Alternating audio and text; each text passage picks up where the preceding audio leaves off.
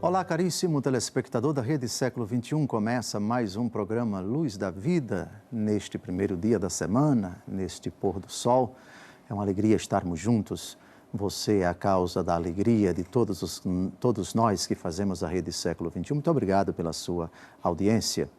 Aqui estamos para, pela 7ª vez, analisar, e é o último programa que vamos dedicar ao argumento servos de Maria, escravo de Nossa Senhora.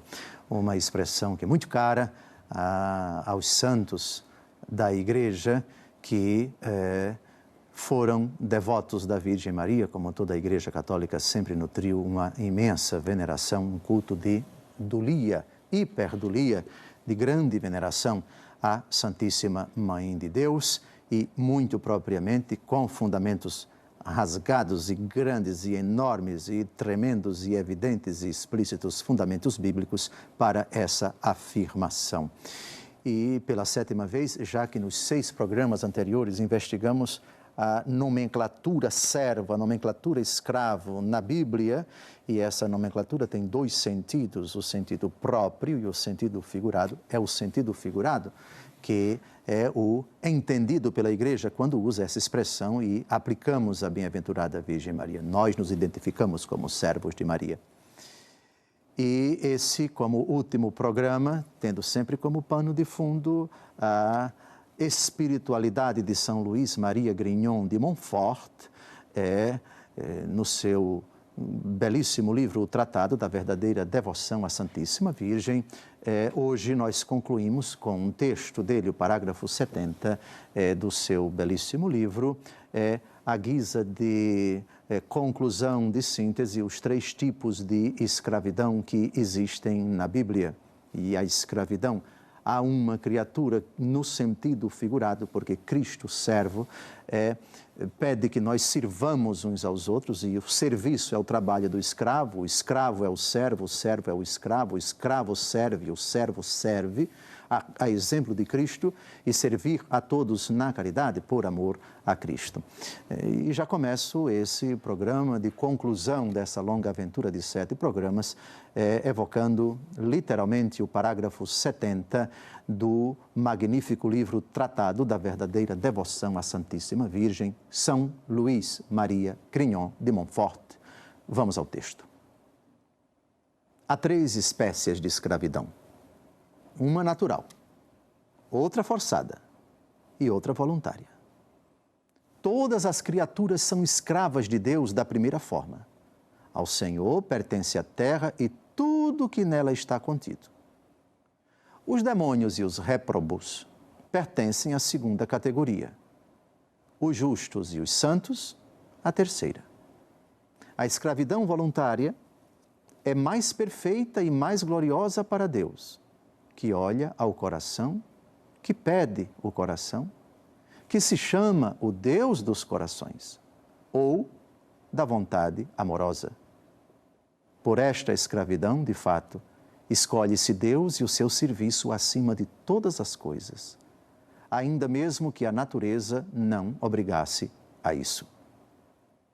Escravidão natural. Quer queira, quer não, somos servos do Senhor porque somos criaturas dele, porque dependemos dele. Ao Senhor pertence a terra. Se pertencemos a ele, somos propriedade dele. No sentido de que viemos dele, somos conservados por ele e caminhamos para ele. Essa escravidão no sentido natural, quer queira, quer não. Anjos bons, anjos maus, criaturas humanas, todas as outras criaturas. Escravidão natural. Escravidão forçada. Pela iniciativa do demônio, ele se afastou de Deus. Quis ser escravo. Forçadamente foi expulso do céu, não se encontrou lugar no céu para ele, diz o Apocalipse capítulo 12. E a terceira escravidão é a livre, a voluntária. Eis aqui a serva do Senhor, eis aqui a escrava do Senhor, faça-se em mim segundo a sua palavra. E decorrente do fato de sermos servos do Senhor, escravos do Senhor, a caridade de Cristo nos constrange, diz o apóstolo Paulo, tornamo-nos evidentemente na fidelidade a Cristo, na imitação à pessoa de Cristo, servos uns dos outros. A escravidão que nos atinge, nos toca e nos faz tornar-nos escravos dos outros, na perspectiva, por exemplo, de Gálatas capítulo 5, versículo 13. Fazei-vos servos uns dos outros pela caridade. Servos uns dos outros pela caridade. O cristão é servo não somente do seu semelhante na fé, não somente do seu vizinho, mas de todos os seres humanos. De novo, repito, escravos ou servos, é a mesma tradução, uns dos outros pela caridade. Portanto, é a caridade a razão desse serviço, dessa escravidão, entre aspas. E, finalmente, a segunda carta aos Coríntios, capítulo 4, versículo 5. Quanto a nós, consideramo-nos servos vossos por amor de Jesus. Servos vossos por amor de Jesus.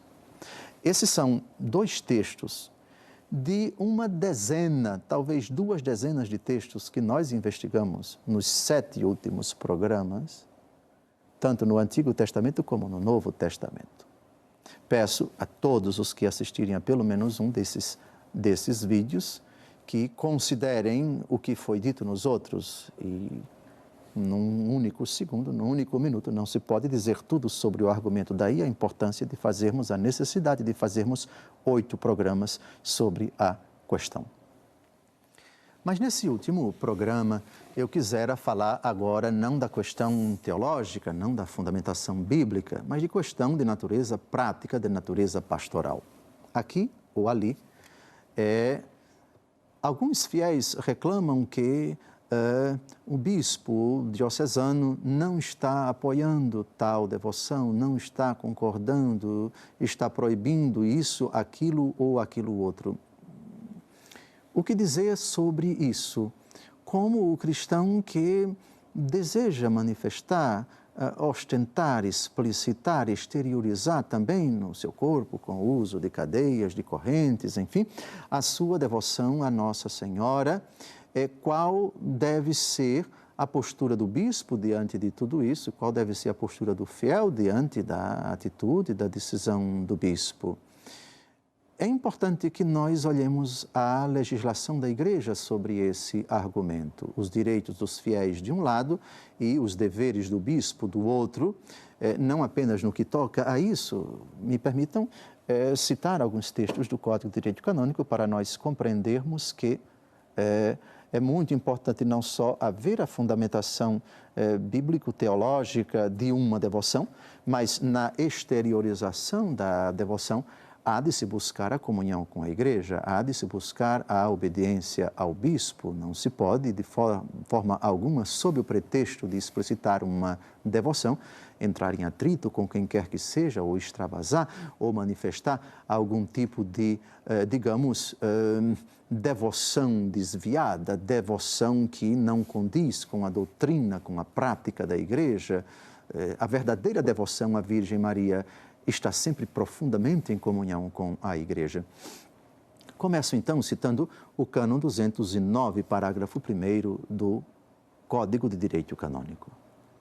Os fiéis são obrigados a conservar sempre, também no seu modo de agir, a comunhão com a Igreja.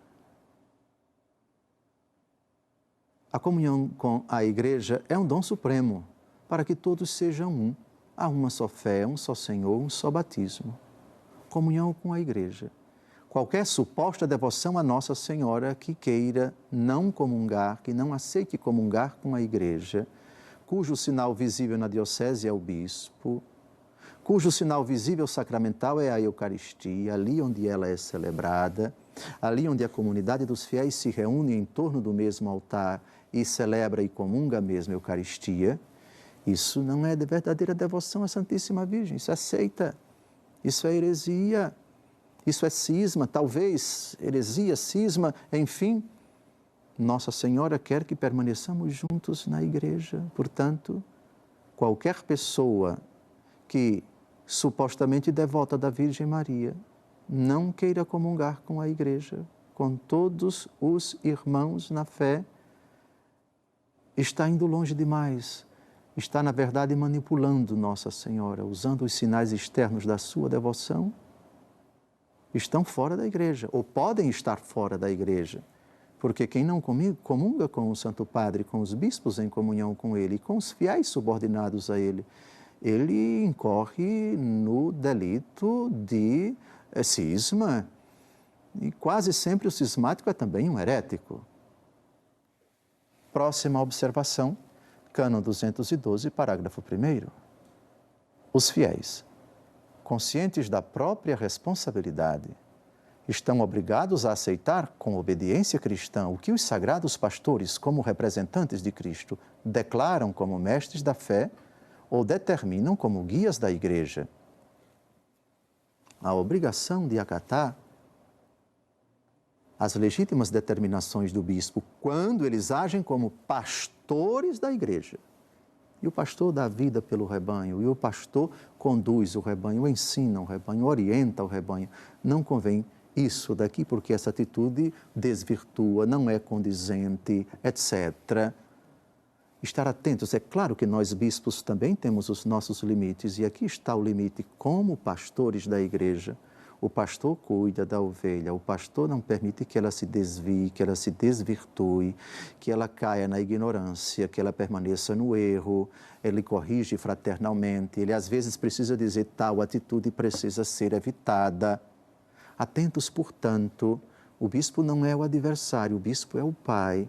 O bispo não é aquele que hostiliza, é aquele que acolhe. Enxergar também o verdadeiro devoto de Nossa Senhora, enxerga no bispo o legítimo representante de Jesus Cristo na diocese, o pastor das almas. O que eles determinam como reitores da igreja deve ser acatado. No próximo bloco, nós vamos continuar ainda investigando o papel dos bispos e tratando de alguma eventual tensão que existe na diocese e que obriga, por dever de consciência dos senhores bispos, a tomar uma certa decisão para evitar excessos, para evitar desvios, a fim de garantir a boa condução de qualquer veneração, de qualquer devoção a qualquer santo, máxime a bem-aventurada Virgem Maria.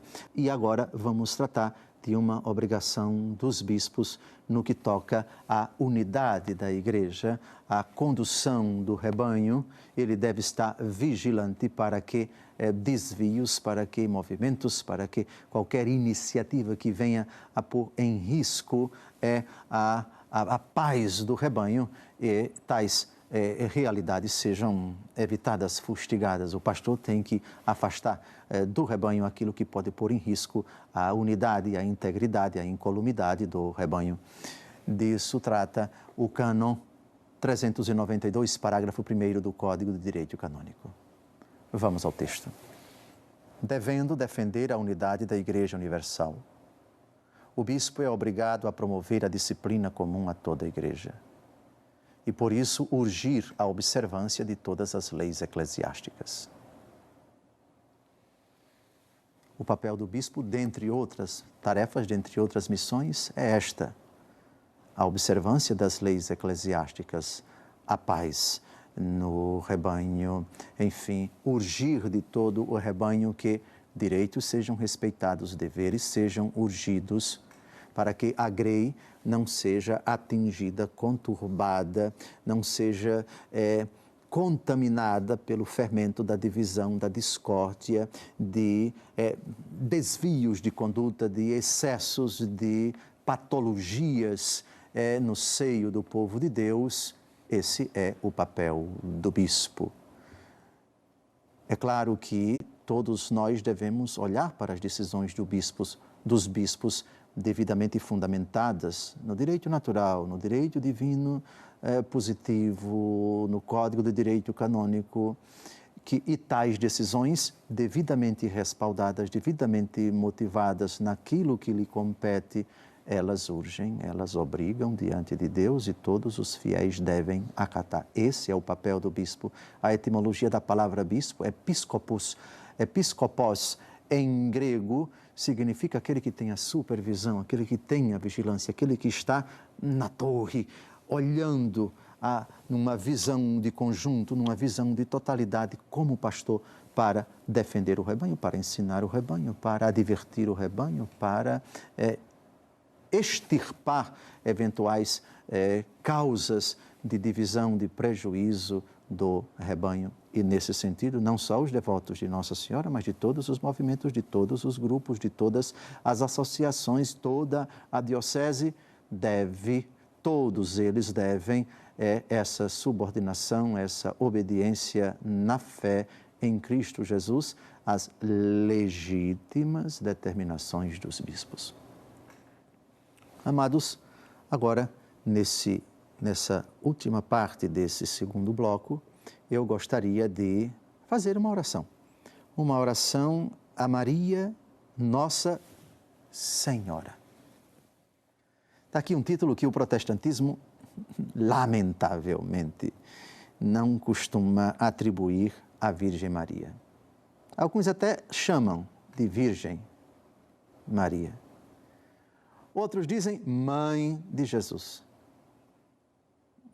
Tudo isso é verdade, mas é incompleto. É profundamente bíblico chamá-la de Nossa Senhora. Ora, se ela é Nossa Senhora, se ela é Senhora, eu sou servo dela. Bastaria isso? E já vimos aqui, biblicamente, fazei-vos servos uns dos outros pela caridade. Gálatas, capítulo 5, versículo 13. Portanto, é correto chamá-la de minha Senhora. Ó minha Senhora, ó minha Mãe. Senhora minha, bíblico.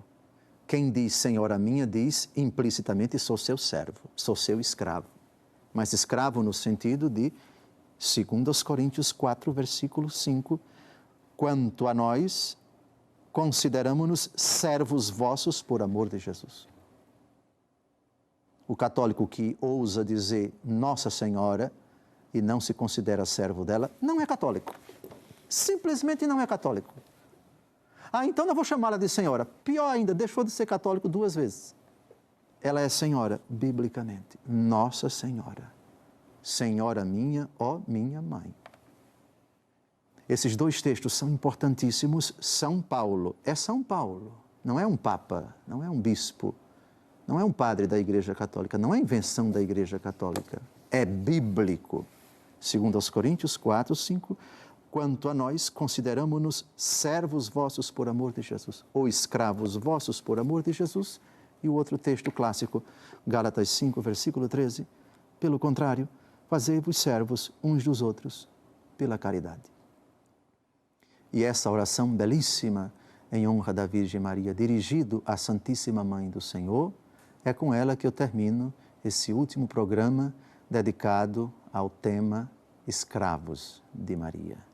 Como é doce dizer, eu sou escravo dela, eu sou servo dela. Vamos à oração. Eu, infiel pecador, renovo e ratifico hoje nas vossas mãos as promessas do meu batismo. Renuncio para sempre a Satanás, às suas pompas e suas obras, e dou-me inteiramente a Jesus Cristo, a sabedoria encarnada, para o seguir, levando a minha cruz todos os dias da minha vida. E para lhe ser mais fiel do que até agora tenho sido, escolho-vos hoje, ó Maria, na presença de toda a corte celeste, por minha Mãe e Senhora. Entrego-vos e consagro-vos, na qualidade de escravo, o meu corpo e a minha alma, os meus bens interiores e exteriores, e o próprio valor das minhas boas obras passadas, presentes e futuras, deixando-vos pleno e inteiro direito de dispor de mim e de tudo que me pertence, sem exceção alguma, segundo o vosso agrado e para a maior glória de Deus, no tempo e na eternidade. Recebei, ó benigníssima Virgem, esta pequenina oferta da minha escravidão, em união e em honra à submissão que a sabedoria eterna quis ter à vossa maternidade, em homenagem ao poder que ambos tendes sobre este vermezinho e miserável pecador, em ação de graças pelos privilégios com que largamente vos favoreceu a Trindade Santíssima. Protesto que quero, de hoje em diante, firmemente, como vosso verdadeiro escravo, buscar a vossa honra e obedecer-vos em todas as coisas. Ó Mãe admirável, apresentai-me ao vosso amado Filho, na condição de escravo perpétuo, a fim de que, tendo-me resgatado por vós também me receba propiciamente. Ó Mãe de misericórdia, concedei-me a graça de obter a verdadeira sabedoria de Deus e de colocar-me para isso entre o número daqueles que amais, ensinais, guiais, sustentais e protegeis como filhos e escravos vossos. Ó Virgem fiel, tornar-me em tudo um tão perfeito discípulo, imitador e escravo da sabedoria encarnada, Jesus Cristo, vosso Filho, que eu chegue um dia, por vossa intercessão e a vosso exemplo, à plenitude da sua idade na terra e da sua glória no céu. Amém. Assim seja. A finalidade dessa catequese em 7 programas é deixar por toda a eternidade, no portal da Rede Século XXI, esse material. Quando a discussão vier à tona, é somente assistir. Quando críticas forem feitas, é somente recordar, assistir e debater. Aqui não se trata da posição do bispo, do pensamento do bispo. O bispo também é servo da Bíblia, o bispo é servo da doutrina da Igreja, o bispo é servo da obviedade da fé, da qual ele não pode fugir e a qual ele, pelo batismo e também pelo sacramento da crisma e pela consagração episcopal, prometeu obediência. Obrigado pela sua audiência, Deus abençoe você e sua vida, sua família, seus sonhos e seus projetos. Tenham uma semana abençoada e até o próximo domingo, se Deus quiser.